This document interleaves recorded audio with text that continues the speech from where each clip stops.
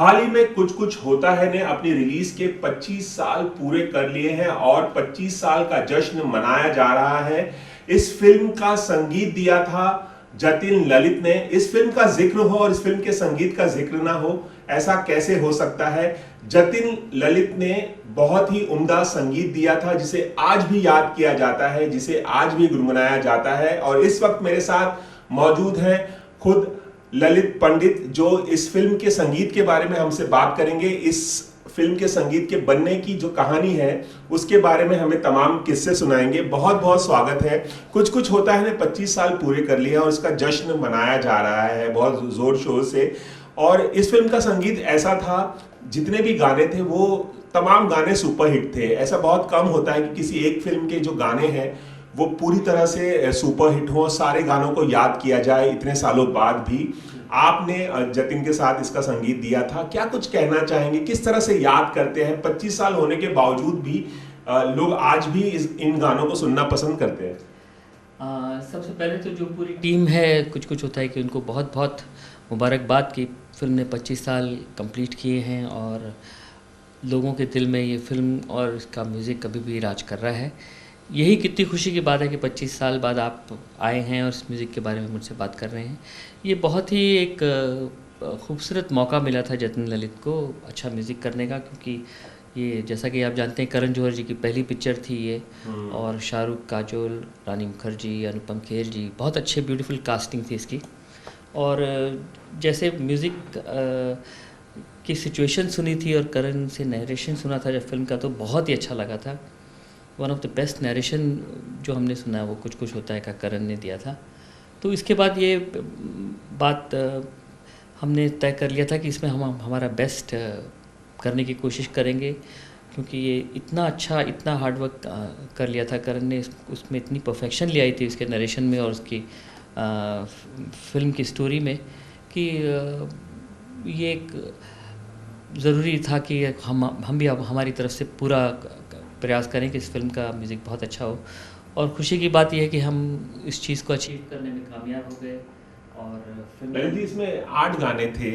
कुछ कुछ होता है जो टाइटल ट्रैक है, कोई मिल गया, साजन जी घर आए, कुछ कुछ होता है, ये लड़का है दीवाना, तुझे याद ना मेरी आई, रघुपति राघव, लड़की बड़ी अनजानी है। तमाम गाने आज भी हिट हैं।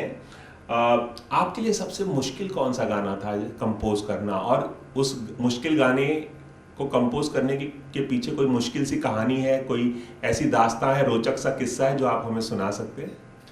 देखिए, हर गाने की में अपनी एक कहानी होती है, और क्योंकि ये तो बहुत बड़ा म्यूज़िक था और बहुत ही एक एक गाने को बहुत प्लानिंग के साथ किया गया था। मगर कुछ गाने तो डेफिनेटली स्टैंड आउट हो जाते हैं कि कितने खूबसूरत बन जाते हैं और उनकी अपनी कहानी हो जाती है, उनकी अपनी एक इंसिडेंट हो जाते हैं जिसमें कि जो याद रह जाते हैं।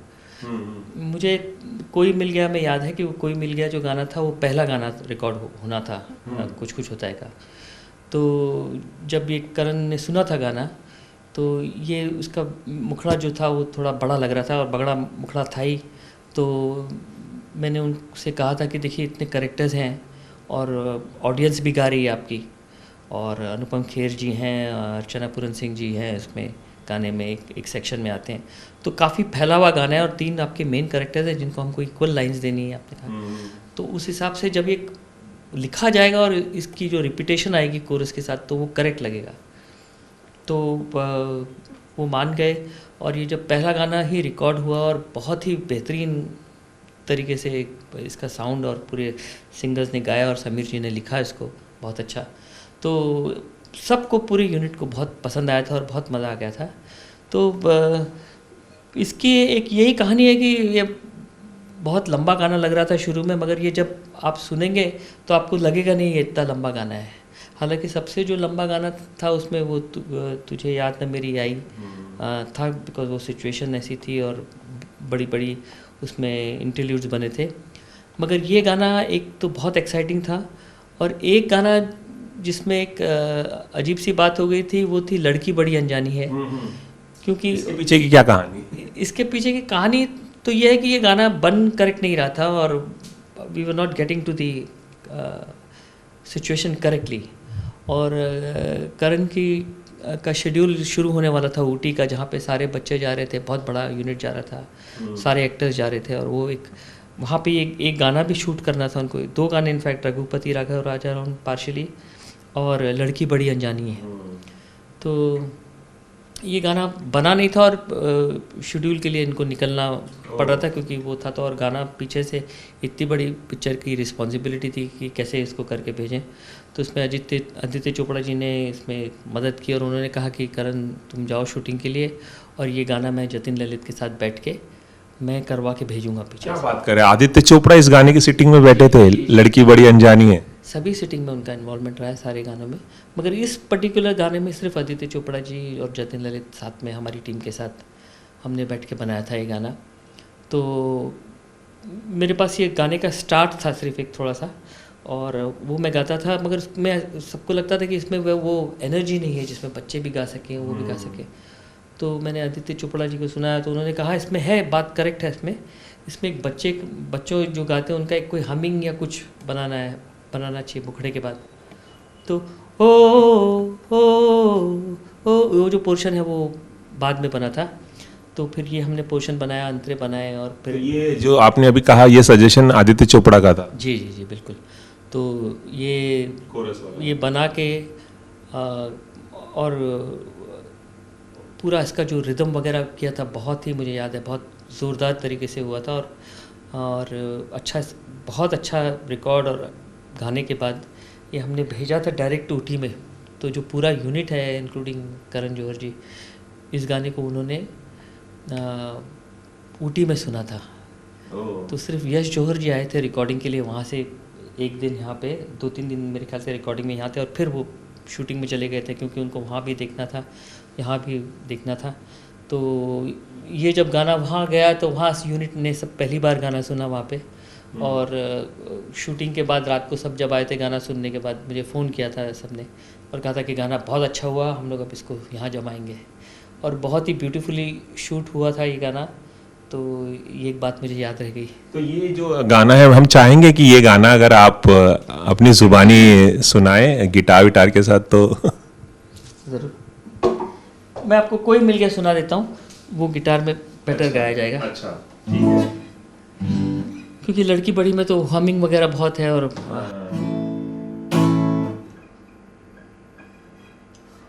मुझको क्या हुआ है, क्यों मैं खो गया हूँ, पागल था मैं पहले या अब हो गया हूँ, कि बहती है निगाहें और बिखरे हैं बाल, तुमने बनाया है क्या अपना ये हाथ। एक बार और लेते हैं।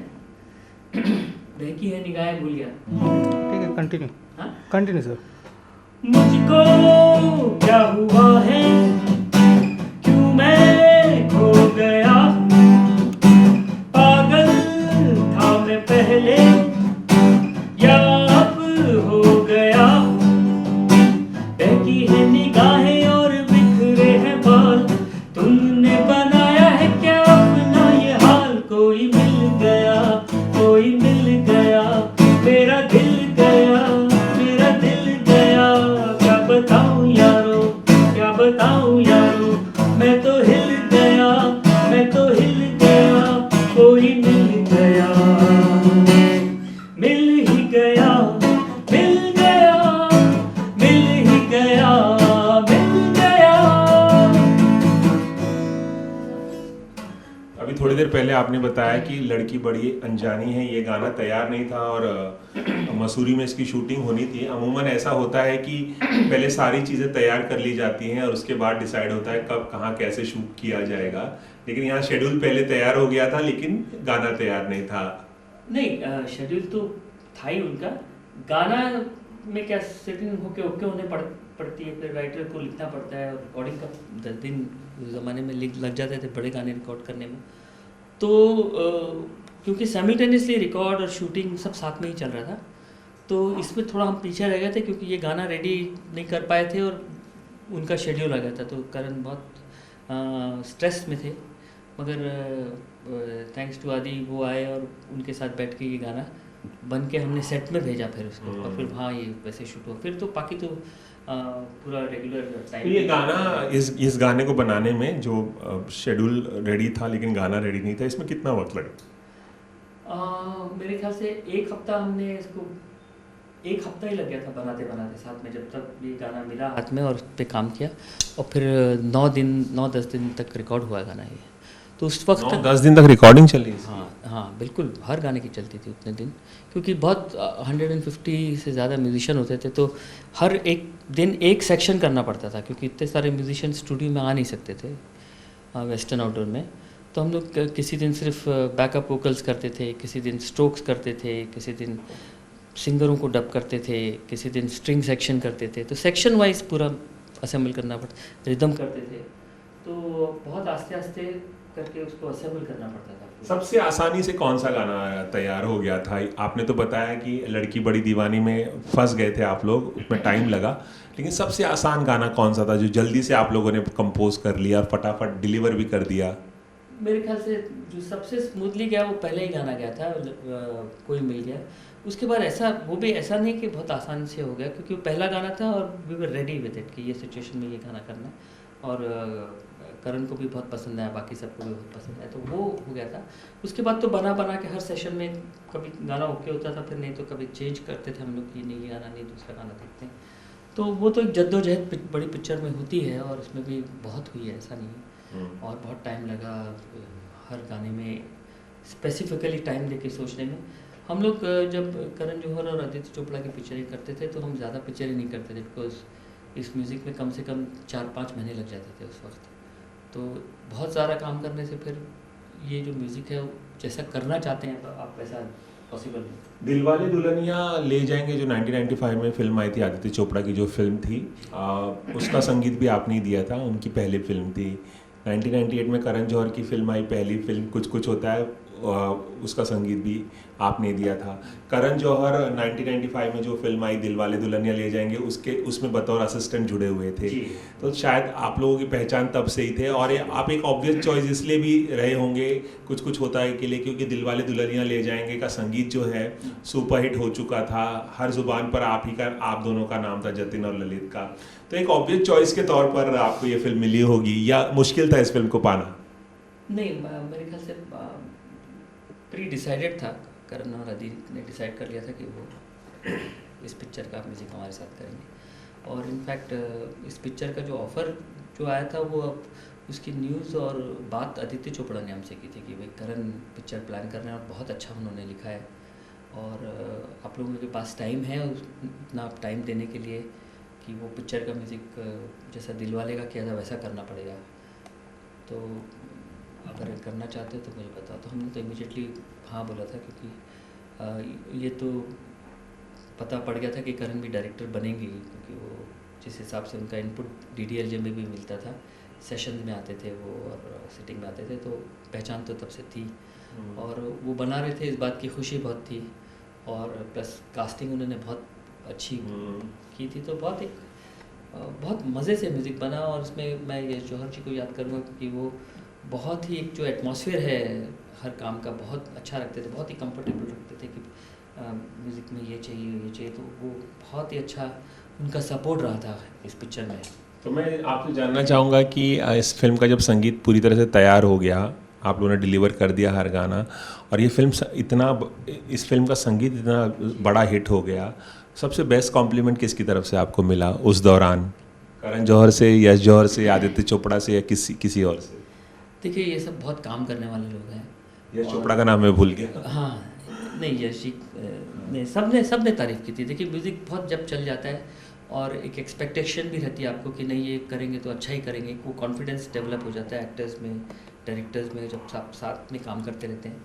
और करण ने तो देखा था नेचुरली कि DDLJ में किस प्रकार से काम किया है, तो he wanted absolutely the same kind of effort in his films also, and this particular कुछ कुछ होता है, तो उसी हिसाब से बहुत फोकस काम किया हमने उसमें। करण का करियर शुरू हो रहा था ऐसे, यश जौहर जी का प्रोडक्शन फिर से खड़ा हो रहा था, तो बहुत ही एक इम्पॉर्टेंट फिल्म थी सभी के लिए, तो इसमें हमारा कंट्रीब्यूशन होना भी बहुत ज़रूरी था। और खुशी की बात यह है कि 25 साल पिक्चर को हो गए, मगर लोग इसका म्यूज़िक अभी भी याद करते हैं और अभी भी जहाँ पे भी इसकी पब्लिसिटी हो रही है, जहाँ पे भी जा रहे हैं, वहाँ इसके गाने बज रहे हैं। तो मैं आपसे पूछना चाहूँगा, हालांकि इसमें 8 गाने थे, कुछ कुछ होता टाइटल ट्रैक का 2 वर्जन था, एक हैप्पी वर्जन, एक सैड वर्जन, उसको मिला के 8 गाने थे। आपका सबसे फेवरेट गाना कौन सा है इसमें?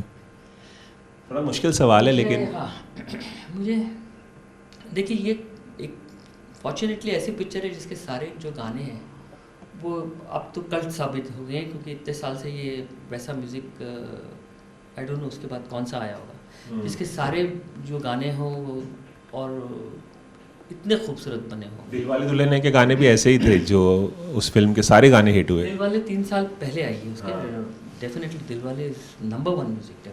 ऐसा म्यूज़िक तो हमने भी फिर नहीं किया। और बैक टू बैक कुछ कुछ होता के भी गाने, सारे गाने कुछ होता है के भी आए।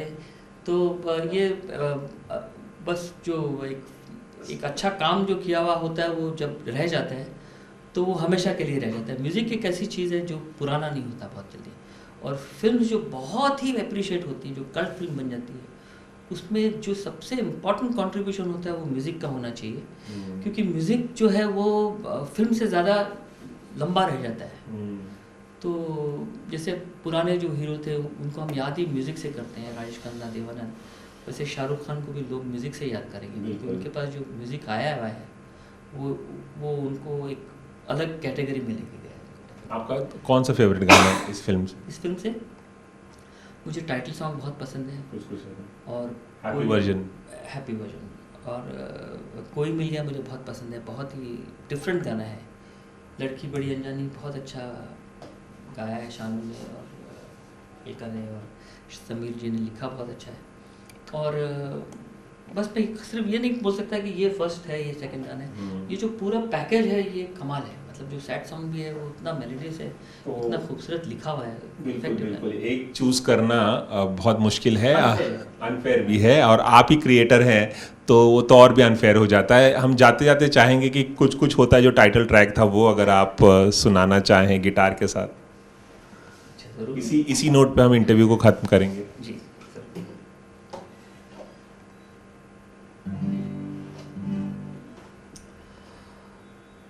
तुम पास आए यूं मुस्कुराए, तुमने न जाने क्या सपने दिखाए। तुम पास आए यूं मुस्कुराए, तुमने न जाने क्या सपने दिखाए।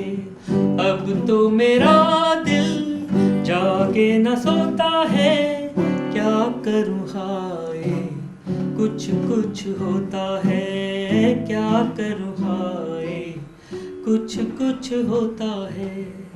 इस फिल्म का संगीत सुन के आज भी जो श्रोता हैं, जो तमाम सिने प्रेमी हैं, जो संगीत को सुनना बहुत पसंद करते हैं, उनके मन में बहुत कुछ होता है, कुछ कुछ होता नहीं है। एबीपी न्यूज़ से खास बातचीत करने के लिए बहुत बहुत शुक्रिया। इस तरह का संगीत बहुत कम संगीतकार दे पाते हैं, और ऐसा संगीत जो सालों तक 25 साल बाद भी याद रखे, ऐसा संगीत बहुत कम संगीतकार दे पाते हैं। उनमें से आप एक हैं। हम बहुत फॉर्चुनेट हैं कि आप जैसे संगीतकार को हमें सुनने का मौका मिला, इतने सालों से मिल रहा है। बहुत बहुत शुक्रिया एबीपी न्यूज़ से बात करने का। Thank you. मैं फिर से सब जो कुछ कुछ होता है से जुड़े हुए हैं उन सबको बहुत बहुत बधाई देता हूँ। पिक्चर ने 25 साल कंप्लीट किए हैं और everybody celebrating it, and I have been fortunate to be part of this project. और म्यूज़िक भी एक ऐसी चीज़ है जो टीम वर्क होता है, इसमें बहुत सारे लोगों का योगदान होता है। बिल्कुल। जैसे पिक्चर में, एक पिक्चर बनाने में बहुत लोगों का योगदान होता है, वैसे म्यूज़िक में भी बहुत लोगों का योगदान होता है। बिल्कुल। बहुत बहुत शुक्रिया एबीपी न्यूज़ से बात करने के लिए। कैमरामैन दीपेश महाजन के साथ रवि जैन, एबीपी न्यूज़ मुंबई।